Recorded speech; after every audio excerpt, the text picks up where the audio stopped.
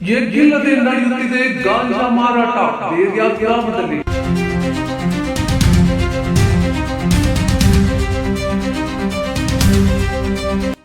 ಗಾಂಜಾ ಮಾರಾಟಗಾರ ಶಫೀವುಲ್ಲಾ ಖಾನ್ ಪೊಲೀಸರಿಗೆ ಮಂತ್ಲಿ ಕೊಡುತ್ತಿದ್ದೇನೆ, ನನ್ನ ಹತ್ತಿರ ಕಿತ್ಕೊಳ್ಳಿ.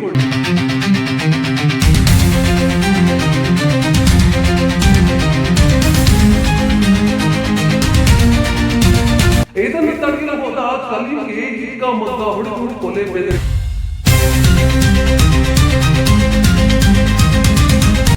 ಇಂಥವರಿಗೆ ಗಡಿಪಾರು ಯಾವಾಗ? ಪೊಲೀಸರ ಸಾಥ್ ಮೇಲ್ನೋಟಕ್ಕೆ ಸಾರ್ವಜನಿಕರಲ್ಲಿ ಬಿಸಿ ಬಿಸಿ ಚರ್ಚೆ.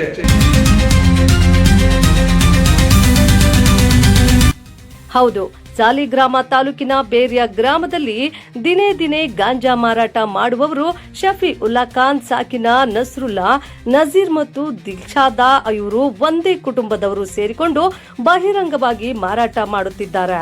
ಆದರೆ ಇದನ್ನ ತಡೆಯಲು ಹಾಗೂ ಪ್ರಶ್ನೆ ಮಾಡಿದ್ದ ಅದೇ ಗ್ರಾಮದ ಕಲೀಂ ಎಂಬುವರ ಮೇಲೆ ಈ ಕುಟುಂಬದವರು ಸೇರಿಕೊಂಡು ಮಾರಣಾಂತಿಕ ಹಲ್ಲೆಗೈದು ಕೊಲೆ ಮಾಡಲು ಯತ್ನಿಸಿದ್ದು ಸದ್ಯ ಪ್ರಾಣಾಪಾಯದಿಂದ ಪಾರಾಗಿದ್ದು ಸಾಲಿಗ್ರಾಮ ಸಾರ್ವಜನಿಕ ಆಸ್ಪತ್ರೆಯಲ್ಲಿ ಚಿಕಿತ್ಸೆ ಪಡೆಯುತ್ತಿರುವ ಘಟನೆ ಜರುಗಿದೆ. ಆದರೆ ಇನ್ನು ಮುಂದೆ ಇದನ್ನ ಪೊಲೀಸರು ಎಚ್ಚೆತ್ತುಕೊಂಡು ಕಡಿವಾಣ ಹಾಕದಿದ್ರೆ ತೀವ್ರ ರೀತಿಯಲ್ಲಿ ಪ್ರತಿಭಟನೆಗಳನ್ನ ಮಾಡಲಾಗುವುದು ಎಂದು ಈ ಮೂಲಕ ತಿಳಿಸಿದ್ದಾರೆ.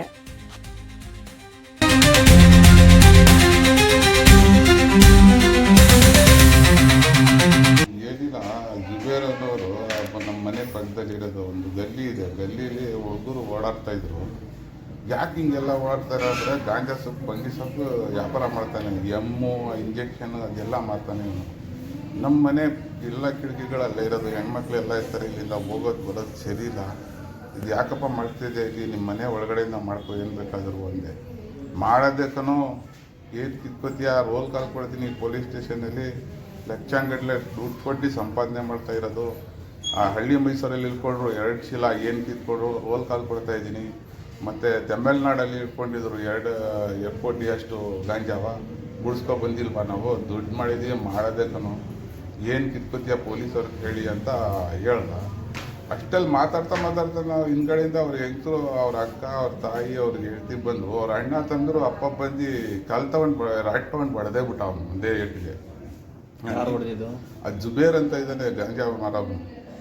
ಆ ಗಾಂಜಾ ವಿಷಯಕ್ಕೇನೆ ಸರ್, ಇದು ಹೋಗ್ಬರೋ ದಾರಿಲಿ ನಮ್ಮ ಮನೆ ಪಕ್ಕದಲ್ಲೇ ಹೋಗೋದು ಬರೋದು, ಕಿಟಕಿಲೆಲ್ಲ ನೋಡ್ತಾನೆ. ಇವನು ಹಲ್ಕ ನನ್ನ ಮಗನೇ. ಇವನು ಮೊದಲು ಸಾಲಿಗ್ರಾಮ ರೋಡು ಬೇರೆ ರೋಡಲ್ಲಿ ಒಂದು ಹುಡುಗಿಗೆ ರೇಗಿಸ್ಬಿಟ್ಟು ಹೊಡೆದಿದ್ರು. ಈಗಲೂ ಗಾಂಜಾದಲ್ಲಿ ಹಳ್ಳಿ ಮೈಸೂರು ಹತ್ರ ಒಂದು ಹೆಣ್ಣು ಹುಡುಗಿ ಇವನು ಸಿಗಾಕೊಂಡು ಎಷ್ಟೋ KG ಸಿಕ್ತು.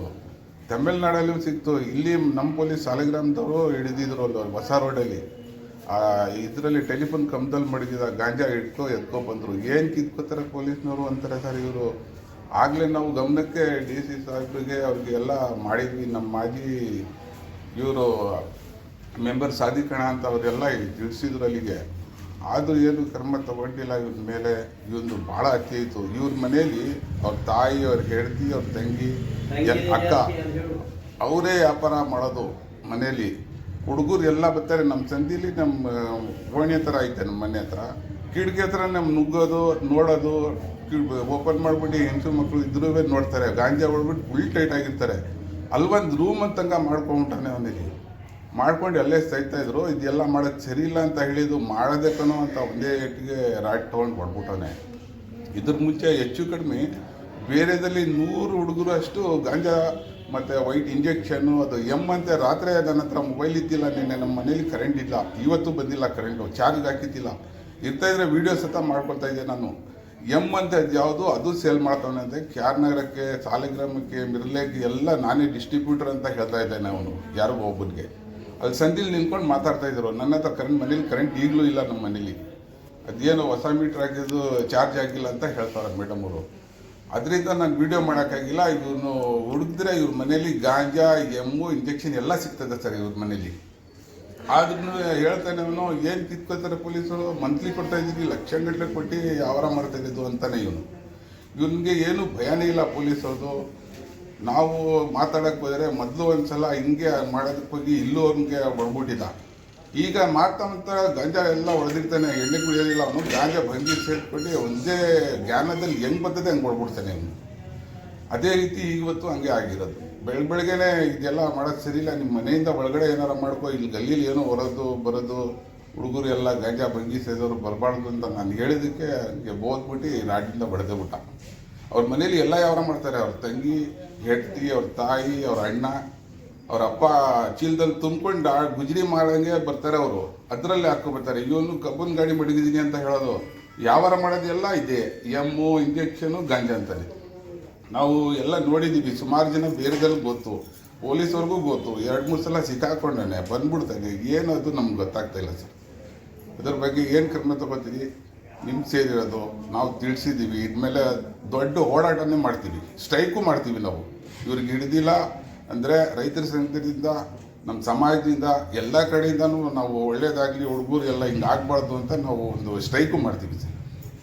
ನಮ್ಮ ಮನೇಲಿ ನಮ್ಮ ಹೆಂಗಸರ ಮಕ್ಕಳಿಗೆಲ್ಲ ಬೈತಾನೆ ಹೇಳಿದಕ್ಕೆ. ಇವನ್ಗೆ ಏನಾರ ಹಿಡ್ದು ಗಣಿಪರ್ ಮಾಡಿಲ್ಲ ಅಂದರೆ ನಮ್ಮ ಮಕ್ಕಳಿಗೆ, ನಮ್ಗೆ ಏನಾರ ಹೆಚ್ಚು ಕಡಿಮೆ ಆದರೆ ನಮ್ಮ ಫ್ಯಾಮ್ಲಿಗೆ ನಾವು ದೊಡ್ಡ ಹೋರಾಟ ಮಾಡ್ತೀವಿ ಸರ್ ನಾವು.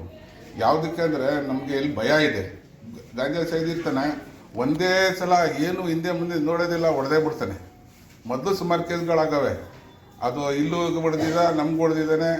ಹಿಂಗೆ ಏನಾರ ಒಳ್ಳೇದು ಹೇಳಕ್ಕೆ ಹೋದರೆ ನಾನು ಅಂದ್ಕೊಂಡೆ ಇಲ್ಲಿ ಬಂದ್ ಮಾಡ್ಕೋತೇನೆ, ಮಾಡ್ತಾ ಇರೋದು ಯಾವಾರ ಕೆಟ್ಟದ್ದು, ನಾವು ಹೇಳೋದಕ್ಕೆ ಕೇಳ್ಕೊತೇನೆ. ನಾವು ಒಂದು ಸಮಾಜದಲ್ಲಿ ನಮ್ಮ ಸ್ವಲ್ಪ ಮುಖಂಡರಂಗೆ ಮಾಡಿದ್ದಾರೆ ನಮಗೆ, ಅದರಲ್ಲಿ ನಾವು ಹೇಳ್ದೆ ತಿಳ್ಕೊತಾನೆ ಅಂತ ಹೇಳಿದ್ರೆ ಗಾಂಜಾ ಹೊಡೆದಿರೋದು ಗ್ಯಾಂಗ್ದಲ್ಲಿ ಒಂದೇ ಏಟಿಗೆ ಕೊಡ್ದವನೆ. ಇವನ್ಗೆ ಏನಾರ ಕ್ರಮ ತಗೊಂಡಿಲ್ಲ ಅಂದರೆ ಪೊಲೀಸ್ನವರು, ನಾವು ದೊಡ್ಡಾಗಿ ಹೋರಾಟ ಮಾಡ್ತೀವಿ, ಖಂಡಿತ ಮಾಡೇ ಮಾಡ್ತೀವಿ. ಯಾಕೆಂದರೆ ಇದು ನಮ್ಮ ಒಂದು ಸಮಾಜಕ್ಕಲ್ಲ, ಸುಮಾರು ಹಿಂದೂಗಳಲ್ಲಿ, ಕುರುಬರಲ್ಲಿ, ಲಿಂಗಾಯತರಲ್ಲಿ, ಒಕ್ಕಲಿಗರಲ್ಲಿ, ಹೆಚ್ಚು ಕಡಿಮೆ ಉಪಾರ ಹುಡುಗರು ಎಲ್ಲ ಗಾಂಜಾ ಸೇದೋದು ಕಲ್ಕೊಂಡ್ಬಿಟ್ಟವ್ರೆ. 100ಕ್ಕಿಂತ ಜಾಸ್ತಿ ಹುಡುಗರು ಇದ್ದಾರೆ ಅಲ್ಲಿ ಸೇದೋರು. ಅದ್ರ ಬಗ್ಗೆ ನಾವು ತಲೆ ಕೆಡಿಸ್ಕೊಂಡು ನಾವು ಇದೆಲ್ಲ ಮಾಡ್ತಾ ಇದ್ದೀವಿ. ನೀವು ಕ್ರಮ ತಗೋಬೇಕು. ಪೊಲೀಸರಿಗೆ ಲಂಚ ಕೊಡ್ತೀನಿ ಅಂತ ಹೇಳ್ತಾನೆ ಅವನು, ಅದೇನಂತ ವಿಚಾರಿಸ್ಬೇಕು, ಅವ್ರ ಮನೆಯೆಲ್ಲ ಹುಡುಕ್ಬೇಕು, ಸಿಗದೆ ನೀವು ಅರೆಸ್ಟ್ ಮಾಡಬೇಕು, ಅವ್ರಿಗೆ ಗಣಿಪಾಡು ಮಾಡಲೇಬೇಕು ಸರ್. ನಮ್ಮದು ಅಷ್ಟೇ ಉದ್ದೇಶ, ಬೇರೆ ಏನಿಲ್ಲ. ಅವ್ರ ಮೇಲೆ ನಮ್ಗೆ ಯಾವುದು ಕೋಪ ಇಲ್ಲ, ಏನಿಲ್ಲ. ಮಾಡ್ತಾ ಇರೋದು ಕೆಟ್ಟದಕ್ಕೆ ನಾವು ಹೇಳ್ತಾ ಇದ್ದೀವಿ ಸರ್.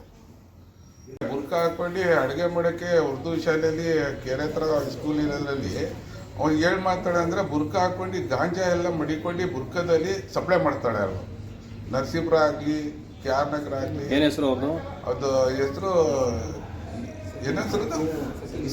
ಸಕೀನಾ ಅಂತ. ಅದು ದೊಡ್ಡ ಮನೆ ಕಟ್ತಾವಳೆ, ಟೀ ಹೋಟ್ಲ್ ಮಾತಿಗೆ ಮಡಿಕೊಂಡಿರೋ, ಸುಮ್ಮನೆ ತೋರ್ಸೋಕ್ಕೆ ಮಾಡ್ತಾ ಇರೋದು ಗಾಂಜಾ ಸಪ್ಲೈ. ಅದೇ ಅವರೇ ಜಾಸ್ತಿ ಸಪ್ಲೈ ಮಾಡೋದು. ಈ KR ನಗರ ಇದಕ್ಕೆ, ಮಿರ್ಲೆಗೆ, ಒಳೆ ನರಸೀಪುರ ಅಲ್ಲೆಲ್ಲ ತೊಗೊಂಡೋಗಿ ಕೊಡ್ತಾಳೆ ಇವಳು. ಮೊದಲು ಒಂದು ಹುಡುಗಿ ಇತ್ತು, ಅದು ಸಿಕ್ಕಾಕೊಂಡಿದ್ದು, ಮುಳ್ಸವ್ರೆ, ಈಗ ಬರ್ತಾ ಇಲ್ಲ ಅಂತದೆ. ಇವಳು ಬುರ್ಕ ಹಾಕ್ಕೊಂಡು ಒಳಗಡೆ ಸೇರಿಸ್ಕೊಂಡು ತೊಗೊಂಡೋಗಿ ಕೊಡ್ತಾಳೆ. ಅದರಿಂದ ನಮ್ಗೆಲ್ಲರಿಗೂ ಗೊತ್ತಿರೋದು ವಿಷಯ.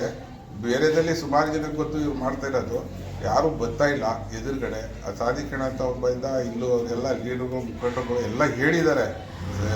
SSP ಸಾಹೇಬ್ರಿಗೂ ತಿಳಿಸಿದ್ರು ಒಂದು ಸಲ, ತಮಿಳ್ನಾಡಲ್ಲಿ ಸಿಕ್ಕಾಕೊಂಡಿದ್ದಾಗ ಹೇಳಿದ್ದಕ್ಕೆ. ಈ ಸಲ ಹಿಂಗೆ ಮಾಡೋದೇ ಸುಮಾರು ಸಿಗ್ತದೆ ಇವ್ರ ಮನೇಲಿ ಹುಡುಕಾಟ ಮಾಡ್ತಾರೆ.